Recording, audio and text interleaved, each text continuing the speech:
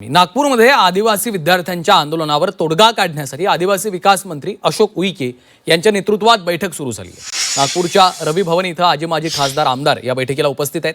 आदिवासी विद्यार्थ्यांच्या आंदोलनावर तोडगा काढण्याचा प्रयत्न या बैठकीतून करण्यात येतोय। वसतिगृह प्रवेशासाठी वयाची अट रद्द करावी या मागणीसाठी गेल्या 9 दिवसांपासून विद्यार्थ्यांचं आंदोलन सुरू आहे।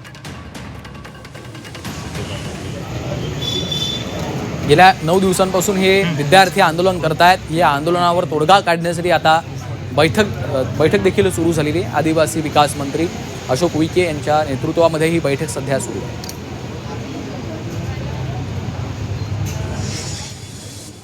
आदिवासी वसतिगृहातील विद्यार्थ्यांच्या वसतिगृहातील वयाची अट रद्द करावी या मागणीसाठी गेल्या 9 दिवसापासून अनेक ठिकाणी विद्यार्थ्यांचे आंदोलन सुरू आहे आणि याच्या पार्श्वभूमीवर नागपुरात आदिवासी मंत्री अशोक उईके यांच्या नेतृत्वात विदर्भातील आजी माजी खासदार यांच्या सोबत बैठक सुरू आहे। आणि या ठिकाणी आपण जर बघितलं तर विदर्भातील अनेक आदिवासी आजी माजी खासदार या ठिकाणी उपस्थित आहे।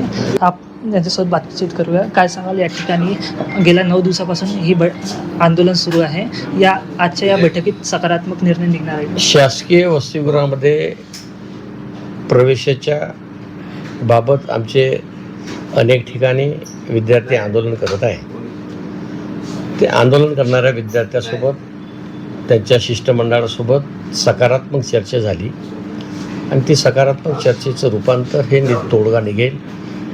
आज आम्ही विदर्भातले सर्व माजी आमदार, माजी खासदार, विद्यमान आमदार हे सर्वजण या ठिकाणी चर्चा करायला बसलो की नेमकं आपली भूमिका का असावं आणि ही भूमिका 100% महाराष्ट्राचे मुख्यमंत्री देवेंद्रजी फडणवीसपर्यंत आम्ही पोहोचवणार आणि लवकरात लवकर तोडगा काढेल अशाच प्रकारची चर्चा सुरू आहे। लवकरात लवकर या आंदोलनाचा तोडगा निघणार असल्याची भूमिका आदिवासी मंत्री अशोक उईके यांनी स्पष्ट केलेली आहे। सुमित ठाकरे, जी 24 तास, नागपूर।